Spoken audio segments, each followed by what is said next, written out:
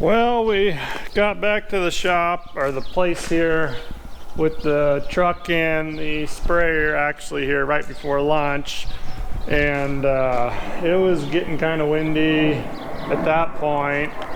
The tanks on the sprayer, or on the water truck, were basically empty, so I was working on getting those filled back up, and went home, got some lunch, came back, and now it's even windier than it was before. I haven't actually checked it with my wind meter, but the weather apps are saying like 20 plus mile-an-hour winds right now, which that's about what it feels like. I still might check it with my wind meter, but I don't know if you can hear that, but it's really howling out there, the trees. So probably not going to be able to spray today, but I got to go run and check the radar gun on the tractor that Arlen, that 8400 of theirs, he put the 8-row planter on there, and one of our neighbors, he was planting corn for him, and the radar gun on there, which tells you how fast you're going in the tractor,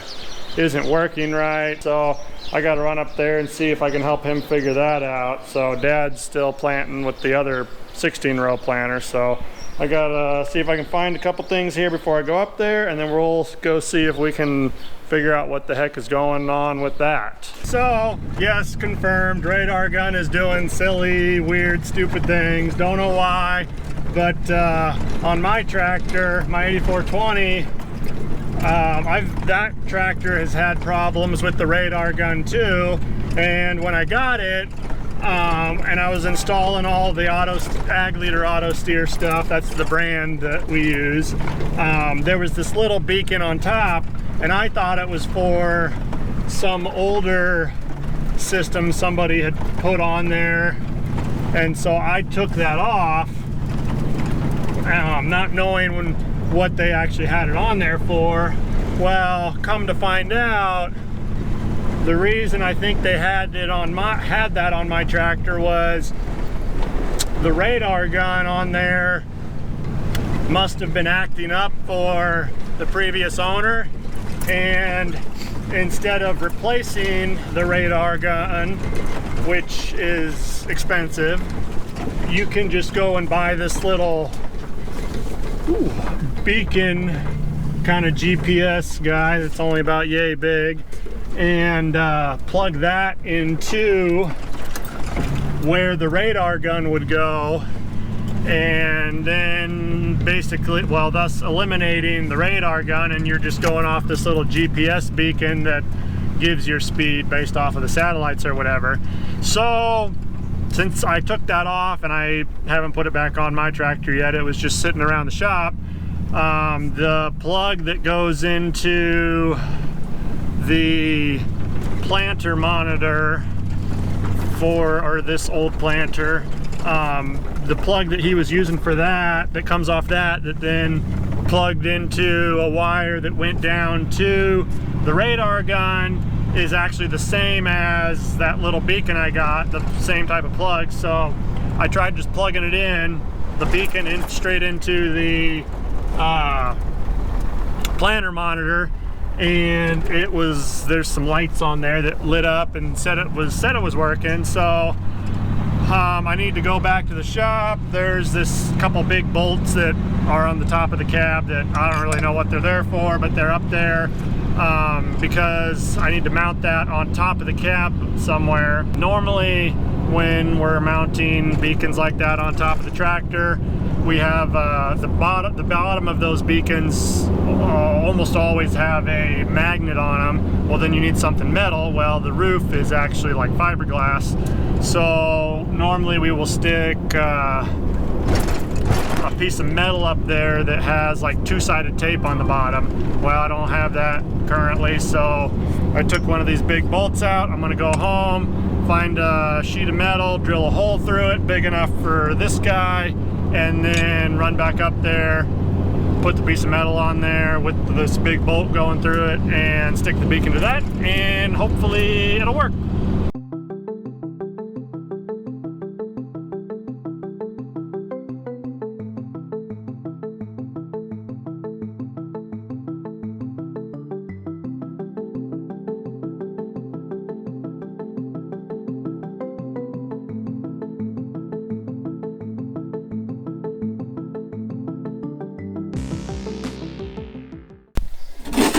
All right, it's not the prettiest thing, but it'll work.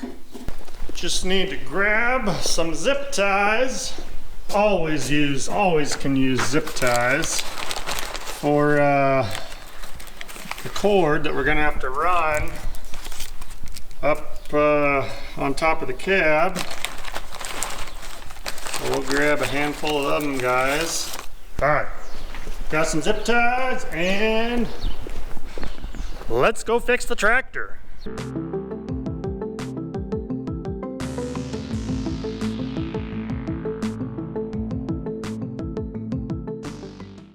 Well, we got her up there and working, so Arlen's back at it now. It was actually, I said it, ooh, that don't look good. Looks like rain. Luckily it's not. I had plugged it in and just set it there inside the cab. I didn't think it would work inside the cab because, you know, the roof and everything, but he said, oh, it was working inside the cab here, but I got a plate there made and up on top. I think it'll work better up there anyway, so that's good. Now he actually knows what population he's planting. And I don't know if I've ever explained what the population is. Basically, that is how many seeds per acre we are putting in the ground. So like normally on dry land, which is land that doesn't have any irrigation on it, we will plant around 25,000 in corn, 25,000 seeds per acre. On irrigated, we'll plant around 32,000. This guy, our neighbor Rod, he wanted like, I don't know why he wanted it so low, but he only wanted like 22,000. But that's seeds per acre. So anytime I say population, that's what that is. Now beans are a lot higher. Beans will plant like, oh, what is it? Guys are starting to plant lower and lower nowadays from data that is out there. I think we'll plant somewhere around 135 to 135,000 to 140,000 seeds per acre. So you put a lot more bean seeds out there than you do corn.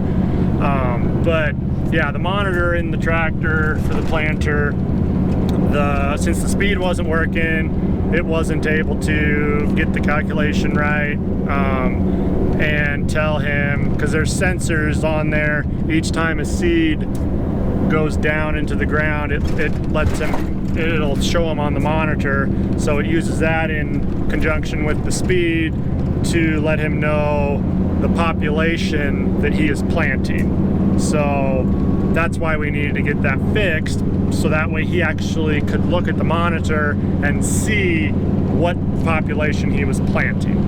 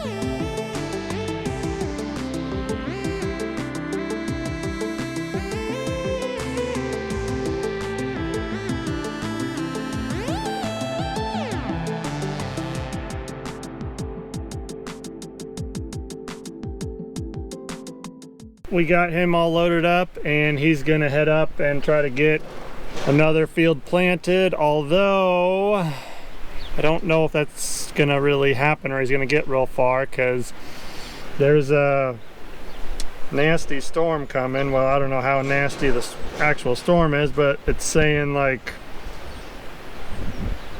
45, 50 mile an hour winds. So I don't know. Look at the radar on my phone.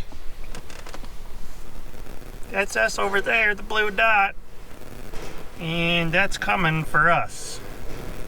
So yeah, I don't know. We'll see what happens, but I don't know how much rain is actually going to come with it, but he's going to try to get as much done as he can. Well, I just got a call from Dad to come pick him up. As you can see, it's raining. Although, I don't think it's going to amount to too much, because you can kind of see daylight over there, and where Dad's at, he's kind of straight off that way. So I don't think it'll amount to too much, but it's rained thus far just enough that I'm guessing it's must not be working for him. So I'm gonna head up there now and pick him up, bring him back, and then we'll see. Hopefully tomorrow. Somebody lost something.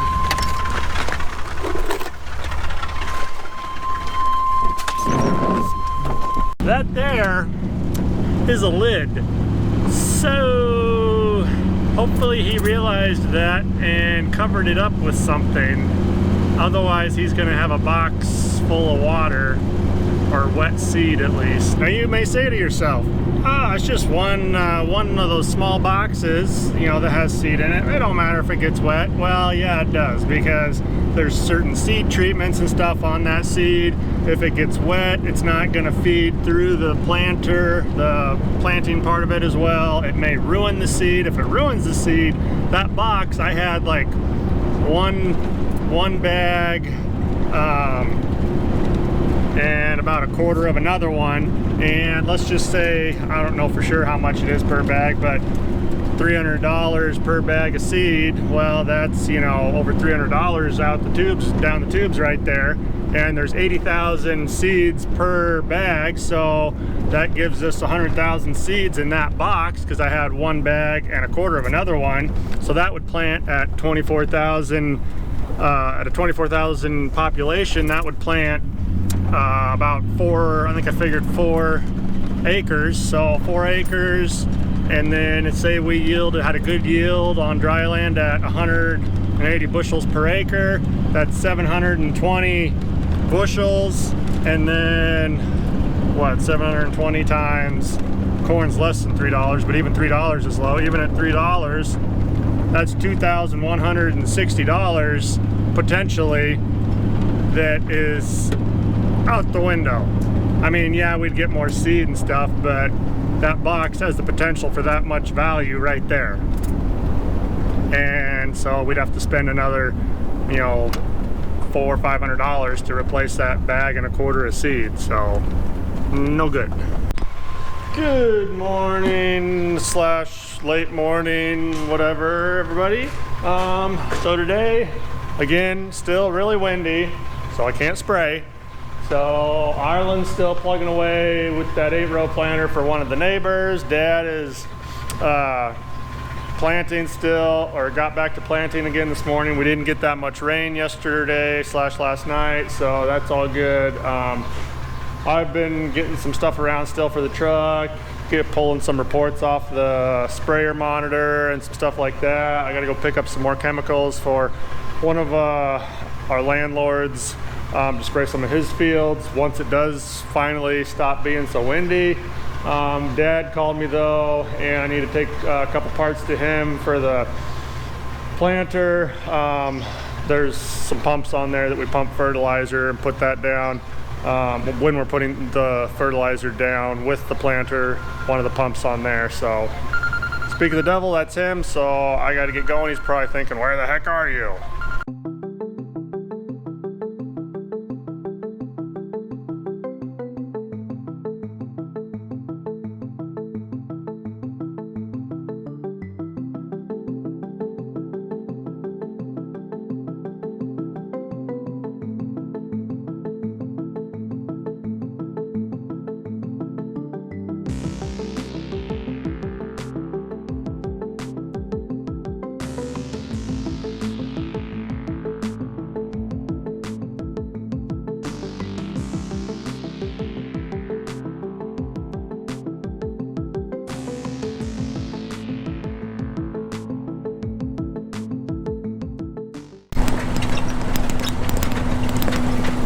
got that fertilizer pump, one of the lines fixed on it. And then I ran back. I actually forgot my camera on my truck up there from what I was videotaping. Luckily I hadn't died completely yet. But then I had to run back to the place with Dad's pickup and get some more seed for him for later. And then ran back up there. And he'll need some more fertilizer later too. So I'm taking the old straight truck, dump truck that we have our fertilizer tanks on there for the planter to fill it up with. I'm taking this back, put some more fertilizer in it for him later. And this truck, as you can probably tell, ain't real quiet or smooth. So hopefully my camera's not doing this too much. But once I get back there, I'll fill up with some fertilizer on here, take it back up to him, and then he'll be good for a while longer today. Alrighty, we got the side dress fertilizer tank filled up on here for now, so I'm gonna run this back up to him and then get back here and finish getting things around for spraying tomorrow.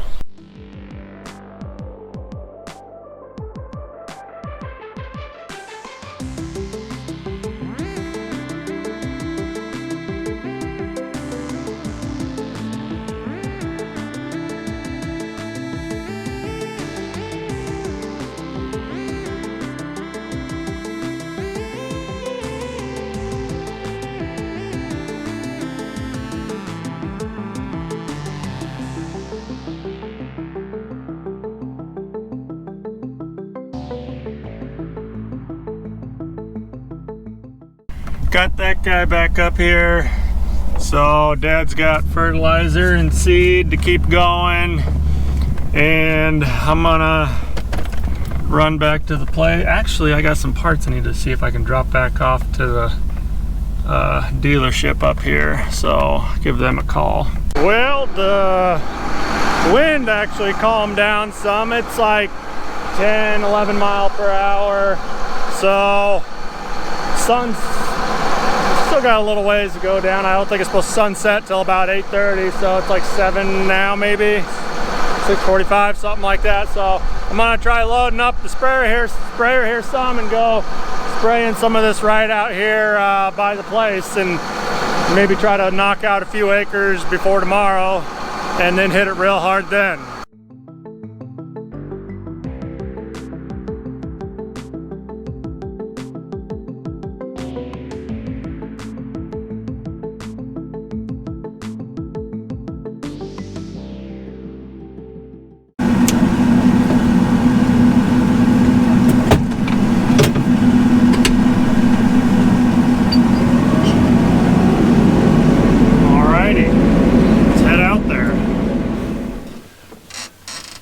Well, I got a little bit of that sprayed out there, but I'm gonna call it a day because the sun's about down, and one of the herbicides that I am spraying specifically for the rye out there is a contact herbicide. So you want the plant to be actually growing kind of during the day when the sun's out and everything. It just absorbs that herbicide better.